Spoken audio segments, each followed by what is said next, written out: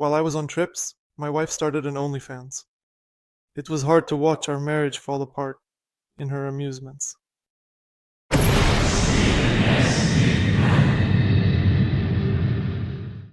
My name is Alex. I'm 35, and I've earned an honest living. My whole life working as a truck driver. I've been behind the wheel since I was 19. At first I drove within the state, then I started doing interstate hauls. My wife is Linda. We've been together for 7 years. She is 32 now. We met when I was making a delivery to the beauty salon, where she worked as an administrator. She was cheerful, bold, and confident. I've always liked women like that. At first everything was like a fairy tale. After 6 months, I proposed. A year later, we bought a house in Minnesota. It's small, but cozy. I fully committed to it, working 14 hours behind the wheel, sleeping at rest stops, saving on everything. At some point, Linda quit her job. She said she wanted to try something new. And of course I didn't object. I was earning enough for her to stay home and think things over. She started saying she wanted to focus on herself. Sports, self-care, some kind of beauty routine. I was only happy about it. If my wife is doing well, then I'm doing well too. But over time something began to change. She became distant. She used to text me all the time when I was on the road. Kind words, photos, telling me how her day went. And then, silence. If she did text, it was brief, without emotion. When I came home, she was either sleepy or angry. There was less sex, and not just less. I felt like she wasn't really there, as if something was preventing her from being close. At first I thought she was tired, maybe depressed. I asked, "Is everything okay with you?" But I only got dismissive responses. And she asked me not to ruin her already. Bad mood. It was as if we were living together, but on different paths. I tried. I brought gifts, arranged dinners, persuaded her to go somewhere together. But she either didn't want to, or had her own things to do. And then one day, while I was standing with a load in a neighboring state, waiting for loading, an acquaintance messaged me. Just sent a link and said he didn't know how to tell me. Just that I had to see it. At first I didn't understand. The link led to some OnlyFans site. Of course I had heard of it, but I had never visited it myself. Upon visiting the page, I saw the title Luna in silk. In the profile picture was my wife, Linda, half naked in lingerie with her mouth slightly open, as if she wasn't herself, as if she were another woman. I was hit by such a wave of heat and cold at the same time that I almost dropped my phone. I was in shock. I just sat in the cabin and couldn't move. My body was numb, as if I had been electrocuted. I didn't immediately start writing to Linda, I just couldn't.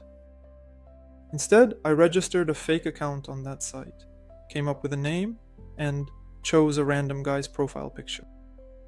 I subscribed, indicated that I was from another state, and signed up for a paid subscription. I paid with my own money. Our money. The money that was meant for the family. I felt disgusted doing it, but I had to understand how serious it was. The content wasn't just photos, it was real explicit videos. It all started with harmless erotic lingerie, photo sessions, sometimes topless. But then, she filmed herself, pleasuring herself, in front of the camera, whispering something dirty, playing to the camera as if it were an intimate scene for some man. In the descriptions, there were offers to buy exclusives, participate in paid streams, and the opportunity to talk to her personally. And all of this in our house. I recognized the sheets, the shelf in the bathroom, even the chair by the fireplace where I sometimes sat with a coffee in hand. She recorded videos there. There, where we slept, where I ate, where we were once happy. In one recording, she was wearing the pajamas I gave her for Christmas. She slowly unbuttoned her shirt, looking into the camera, and said, "Today I was especially excited," recalling one of the viewers. "Do you want to be next?" I almost crushed the phone in my hands. It felt like I was breathing through a concrete wall. The world around darkened, as if it hadn't caught me. As if my whole life is just someone's cruel joke. I continued scrolling. There was a section with private streams, recordings where she was no longer alone. Blurry, not always clear, but she was there. She, and a male voice, sometimes even two voices. I realized that she wasn't filming this alone. And not just for money, as she would later say. She lived for this. She got a thrill from it. It was something more for her. I felt as if the whole world, like a cold sweat, was breaking out on my back. I understood that I needed to find out everything to the end, but I didn't yet know how far it had gone. I decided not to make a scene. At least, for now, I continued to play the role of a subscriber on her OnlyFans. I wrote to her under the name of another man, left comments, liked posts, sometimes flirted.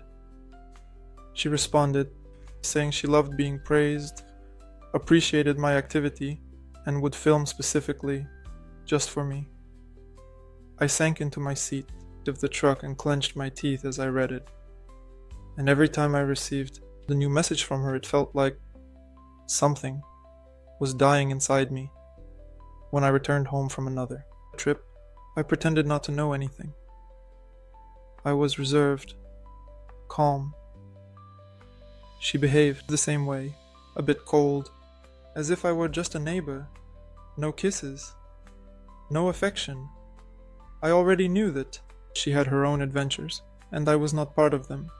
After a couple of days, I started noticing that on certain evenings, she prepared especially carefully makeup, lingerie, the scent of perfume she usually didn't use. She said she would be live streaming with the girls from the club, but by then, I already knew everything.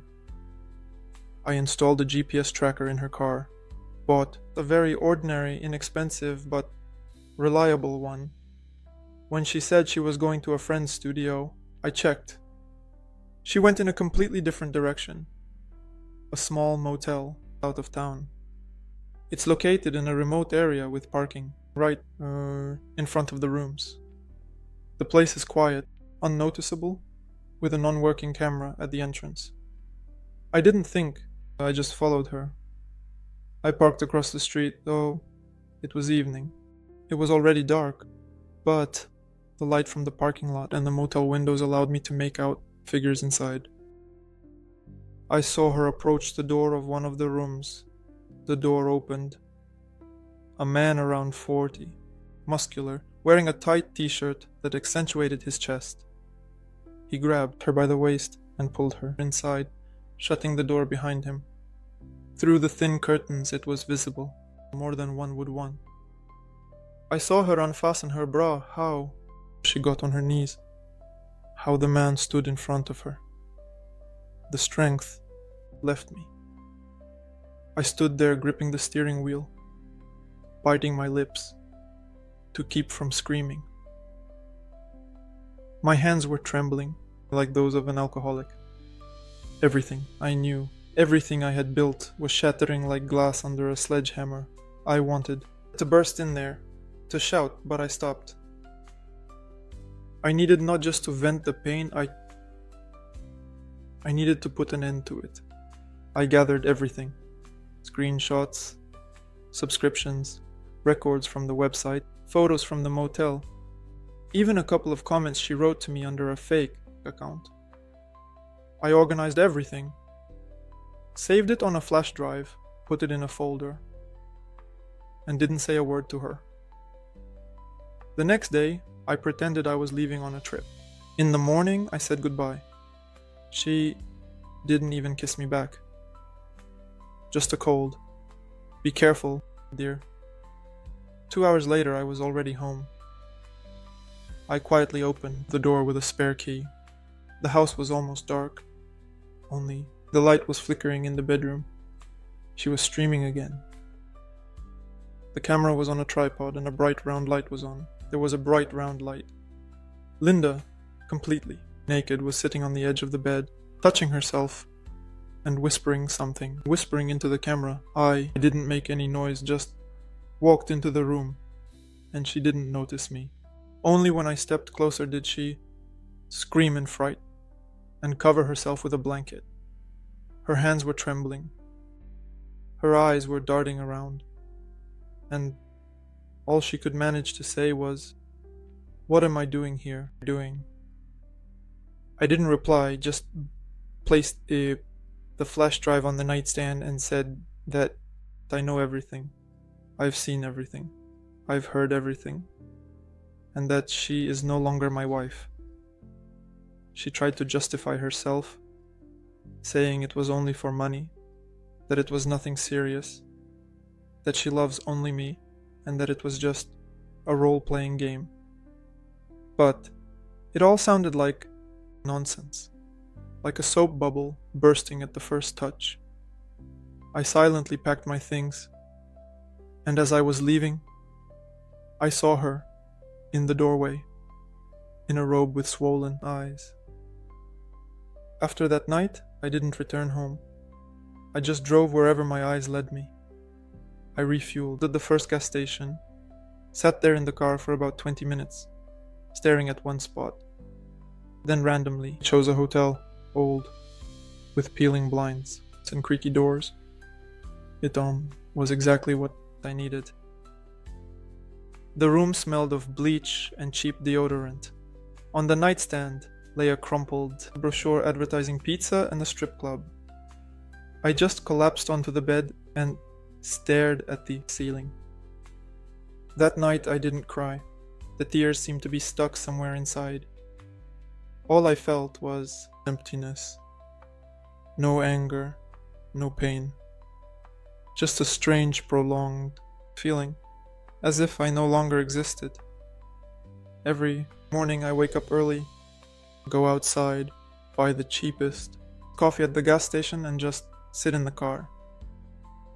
In the evening I return to my room, turn on the TV without sound and try not to think about anything, but the thoughts still come. Linda's face, her poses, her whisper when she called herself a dirty girl, all of it etched into my mind like shards of glass. She wrote, constantly wrote, at first short, then long messages, voice notes, letters to my email. She begged me to come back. She said it was just a game, that she didn't think it would all go this far, and that she misses about me. And then they started coming, accusations, hysterics, threats. I didn't respond. I just continued to breathe, to live on autopilot. I hated what I had become. Broken, quiet, always silent. After a couple of weeks, I finally decided on a divorce. I didn't want revenge, didn't want scandals. I just wanted to close the door, once and for all. I found a lawyer, explained everything as it was. At first he listened silently, and then said that with such a case everything is very simple. If I have evidence, the case will be clean and quick. I handed over him screenshots, a subscription from a fake account, where Linda personally conducted private sessions, video files from the site, and details of the transactions. It was more than enough. When she received the summons, it began. First tears, then tears, turned to anger. She made a scene in the lobby of my hotel, shouting that I ruined her life, called me a coward. She said I should have fought for our marriage. I didn't say a word in response. I just watched, as tears rolled down her cheeks, and remembered how recently she was licking her fingers. I was in front of the camera for $9.99 a month. The divorce took less than 2 months. No children, no joint debts, just hooks, the division of property, and even that was almost undisputed. I left her the house. I didn't need it. When everything was finalized, I sat on a bench outside the courthouse and just exhaled. It was the end. Later, I learned from a mutual acquaintance that Linda initially tried to return to a normal life. She deleted her profile, disappeared from radars, got a job at some spa salon, but it didn't last long. After a couple of months, her page came back to life. The same photos, the same scenarios, even worse. She wrote to me from an anonymous account, "Do you still think about me? Even sometimes, darling." But I didn't reply. I just closed the tab, turned off the laptop and went outside. The sun was shining directly in my face. For the first time in a long while, I wanted to smile. I didn't know where I was going, but I definitely knew it was somewhere where this woman no longer existed. A fresh start. A month passed. I started thinking about her less. I lived in another neighborhood, rented a small but cozy apartment. 2 days ago in the morning, I received a notification from the bank about a deduction of $9.99. I immediately knew where it came from. I went to the website to cancel the subscription. I opened the page and saw her. Linda was live streaming. On the screen, she was naked, on her knees between 3 men. The camera didn't hide anything. The same fake moans, the same phrases that once were meant for me. Oh. Now, for everyone. I was stunned. It still hurt a little, but I started to laugh nervously. Just one confirmation. Everything was done right.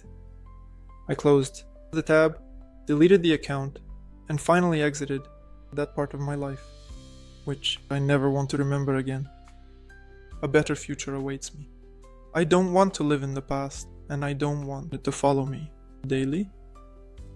I want to change everything, from my diet to my job.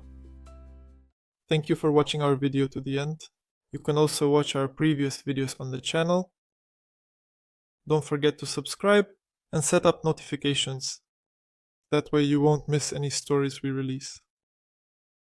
Thank you, and see you soon.